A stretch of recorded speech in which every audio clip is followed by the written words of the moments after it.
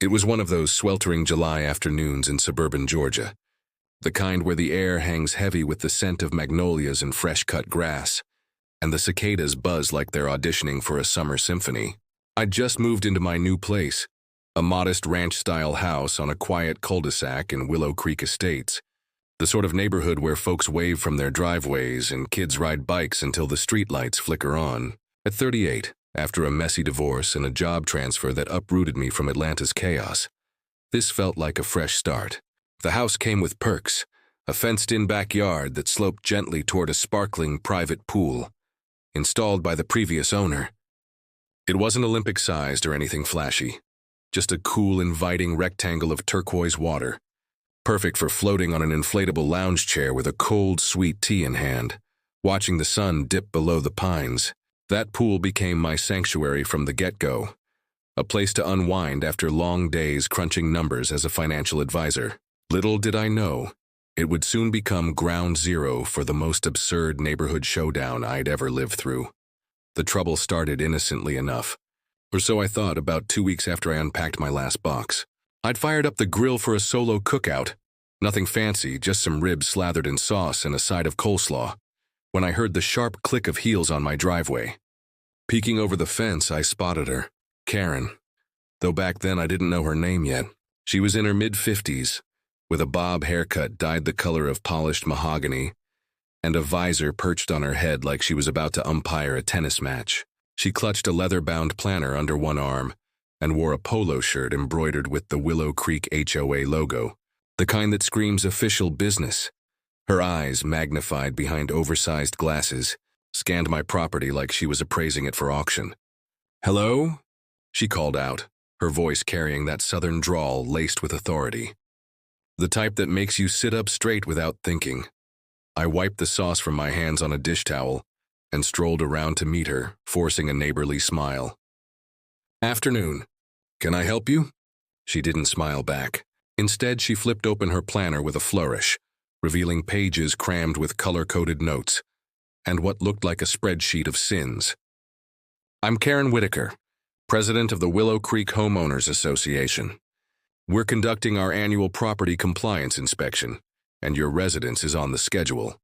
She glanced at her watch, a chunky gold thing that probably cost more than my monthly mortgage. I raised an eyebrow, still playing nice. "Inspection? I didn't get any notice about that." She huffed as if I'd just questioned the phases of the moon. "It's in the covenants you signed when you closed on the house. Standard procedure to ensure everyone maintains the community's aesthetic standards. We'll need access to the backyard, including the pool area, to check for violations like improper chemical levels or unauthorized landscaping." That threw me for a loop. My pool was private, fenced off, deed specified as such, and the last thing I wanted was some stranger poking around my personal oasis. "Appreciate the heads up, Karen, but I'm not comfortable with that today. Maybe we can schedule it for another time." Her face tightened, lips pursing into a line that could curdle milk. "Mr. Hargrove, that's your name, right? This isn't optional. Non-compliance could result in fines starting at $200 per day." She tapped her pen against the planner, the rhythm like a metronome counting down to doom. I crossed my arms, feeling that familiar post-divorce resolve kick in, the one that says no more rolling over for bullies. With all due respect, the covenants I read don't mandate inspections without 48 hours notice, and certainly not for private property. I'll review them and get back to you." She stared at me for a beat, then snapped the planner shut. "Very well, but don't say I didn't warn you." With that, she pivoted on her heel and marched off, her visor casting a shadow that made her look like a cartoon villain mid-scheme. I shook it off at first, chalking it up to overzealous volunteerism. Who hasn't dealt with a nosy neighbor? But as the evening wore on, dipping my toes in the pool while the ribs cooled on a platter, a nagging doubt crept in. What if she wasn't bluffing? I pulled out my laptop, the fireflies starting their twilight dance around the yard, and dove into the HOA documents I'd skimmed during closing. Sure enough, buried in fine print under Section 7B, routine inspections may be conducted upon reasonable notice to verify compliance with pool maintenance guidelines. Reasonable notice? Her showing up unannounced felt about as reasonable as a skunk at a garden party.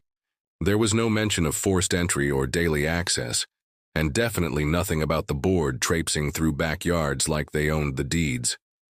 Emboldened, I shot off a polite email to the HOA board, CCing Karen, explaining my position and requesting clarification. Looking forward to resolving this amicably, I wrote, because optimism dies hard. The response came the next morning, faster than a thunderstorm in August. Karen's reply was a masterpiece of passive aggression.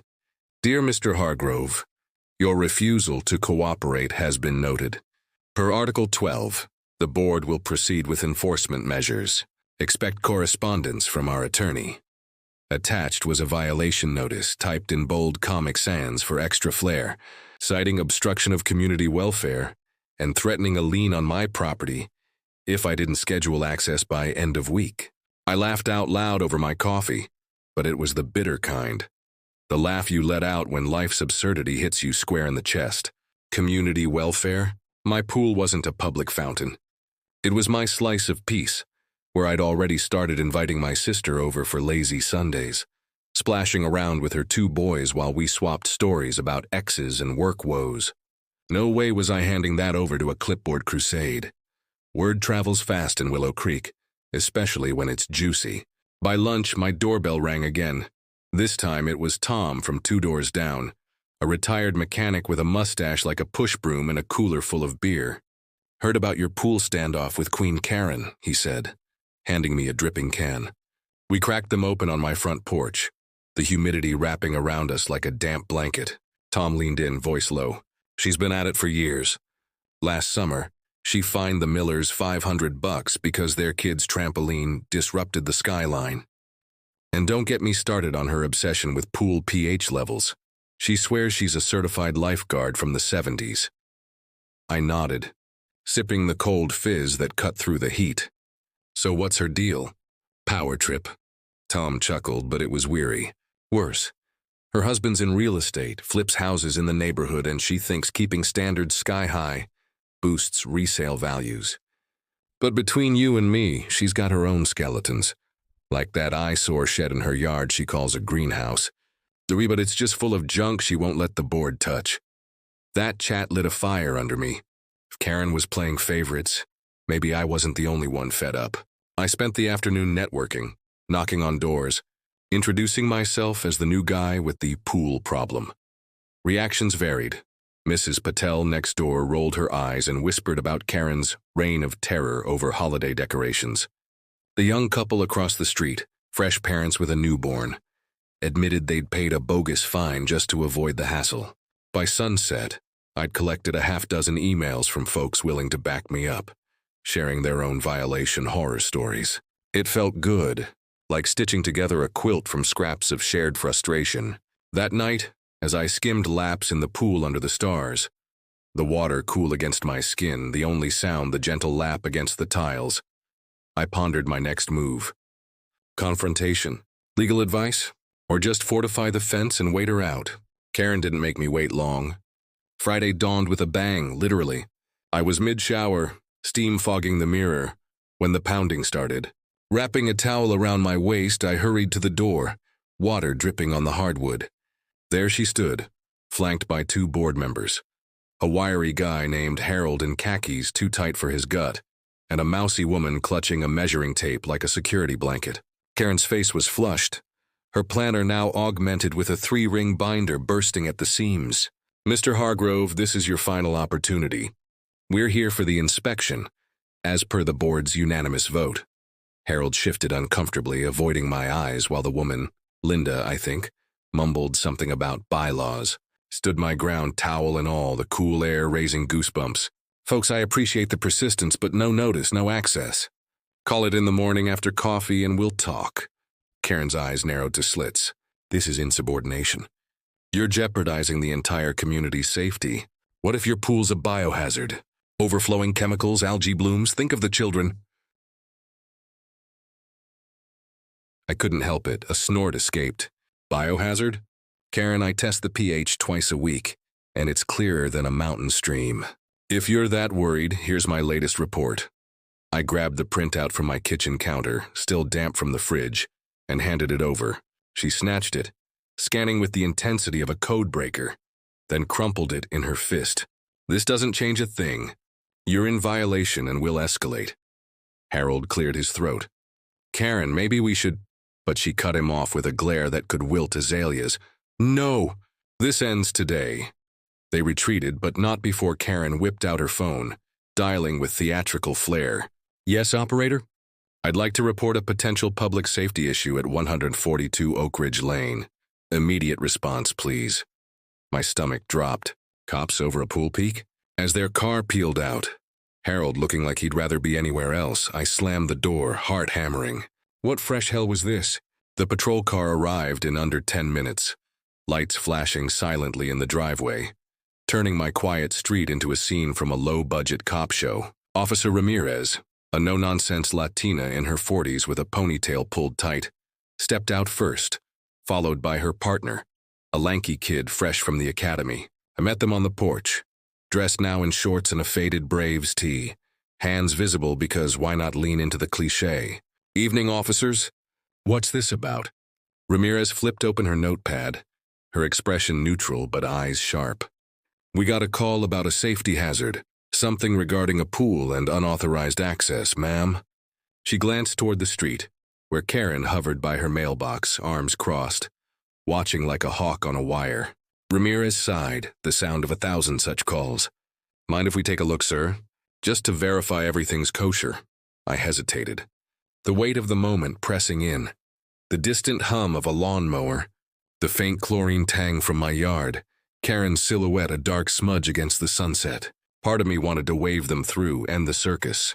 But another part, the one forged in boardrooms and bitter breakups, whispered to fight. Officers, I respect what you do, but this is private property. The caller's the HOA president trying to force an inspection I never agreed to. I've got the docs inside if you'd like to see. No hazards, just a guy trying to enjoy his backyard. The rookie shifted, but Ramirez nodded. All business. Fair enough. Let's chat with the complainant first. They sauntered over to Karen, who launched into a tirade before they even stopped. Officers, this man's a menace. Refusing access, endangering the neighborhood. His pool could be a lawsuit waiting to happen. I have the bylaws right here. She thrust the binder at them, pages fluttering like angry birds. From my porch, I watched the exchange unfold, the tension thick as Georgia humidity. Ramirez skimmed the binder, her partner jotting notes while Karen gestured wildly, pointing at my fence, mimicking chemical spills with exaggerated sweeps of her arms. It was almost comical if it weren't so infuriating. After what felt like an eternity but was probably 5 minutes, Ramirez handed back the binder. Ma'am, from what I see, no crime's been committed. No warrant, no forced entry. We'll note the complaint but advise you to handle this through proper channels. Karen's jaw dropped, her visor slipping askew. Proper channels? This is the channel. He's defying the community. The rookie suppressed a grin, but Ramirez was stone-faced. Civil matter, ma'am. Not criminal. Have a good evening. They tipped their hats to me, solidarity in a nod, and drove off, taillights fading into the dusk. Karen whirled on me then, storming across the lawn like a Category 3 hurricane. This isn't over, Mr. Hargrove. You'll regret crossing me. Her voice cracked on the last word, a hint of the desperation beneath the bluster. I leaned on the porch rail, calm as the pool water behind me. Karen, maybe it's time we all take a breath. Neighbors, right? Let's talk this out over coffee instead of cops.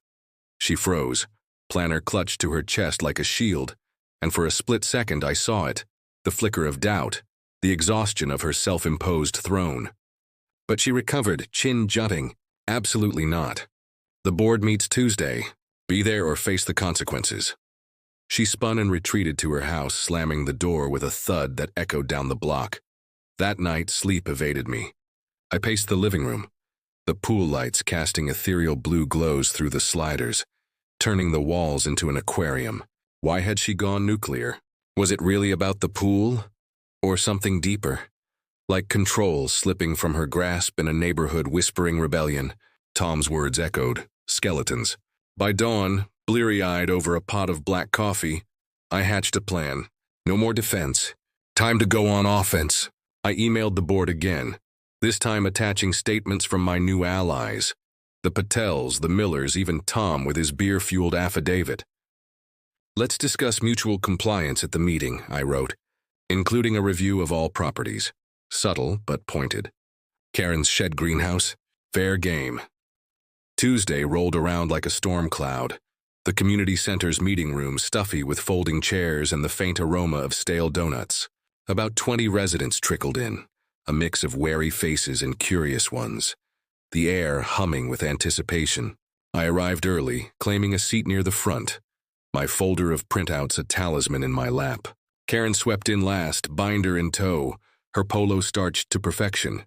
She called the meeting to order with a gavel rap that sounded too eager, diving straight into agenda items, pothole complaints, holiday light limits. But when she reached new business property 142 compliance, the room tensed. As president, I moved to impose a $500 fine on Mr. Hargrove for obstructing an authorized inspection. Per Article 12, murmurs rippled. Tom coughed into his fist. Mrs. Patel exchanged glances with her husband. I raised my hand, voice steady. "Madam President, I'd like to speak." She hesitated, then nodded curtly. Standing, I faced the room, heart pounding but words flowing. "Folks, I get it. HOAs keep things nice. But when compliance means warrantless searches of private backyards, that's not community. That's overreach. My pool's maintained, tested, safe. And I'm not the only one who's felt the sting." I nodded to Tom, who stood next. "Karen fined me last year for a grill too close to the fence. Code compliant. But she said it smelled intrusive. Cost me $200 to fight it. One by one." Voices joined. The young parents on illegal trash bin placement. The widow down the street on excessive bird feeders. It built like a wave, crashing over Karen's protests. "This is irrelevant. Order." But the tide had turned. Harold, the khaki-clad board member, cleared his throat. "Karen, maybe we review the bylaws ourselves and inspect all properties equally?" Linda nodded vigorously, measuring tape forgotten in her purse. Karen's face drained of color, her knuckles white on the gavel. "Betrayal. After all I've done?" That's when I dropped the mic, or rather slid over my ace, a photo compilation printed crisp, showing her greenhouse shed, rusted tools spilling out, weeds choking the base, a clear violation of the very landscaping codes she'd wielded like a sword. "Equality, Karen. Start with home base." The room gasped, then chuckled, a release of pent-up air. She stammered, "That's temporary storage." But the damage was done. Votes flew, fine tabled, inspections revised to require notice, and a motion to audit all board enforcements, including hers. By meeting's end, Karen adjourned in a huff, binder forgotten on the table. Whispers followed her out, relief mostly, laced with the thrill of uprising. I lingered, chatting with Tom and the Patels, the community center emptying into a balmy night alive with fireflies. My pool waited at home, untouched and triumphant, a symbol now of more than relaxation, of boundaries reclaimed. In the weeks that followed, Willow Creek breathed easier. Karen stepped down from the presidency at the next election, citing personal reasons, though Tom swore it was the shed that broke her. The new board, led by a fair-minded accountant named Rita, sent me an apology letter with a waived inspection fee coupon for a local pool service. I hosted a block party that fall. Ribs on the grill again, laughter echoing over the fence, kids cannonballing into the water while adults swapped tails under string lights. No clipboards in sight, just neighbors being neighbors. Looking back, that standoff wasn't just about a pool. It was about the quiet power we all hold when we say no to nonsense. Ever had a busybody turn your backyard into a battlefield? Drop your story in the comments. I'd love to hear how you flipped the script. If this tale hit home, give it a thumbs up, subscribe for more neighborhood showdowns that end in victory laps. And I'll catch you on the next one. Here's to fences that protect, not divide. Cheers to that.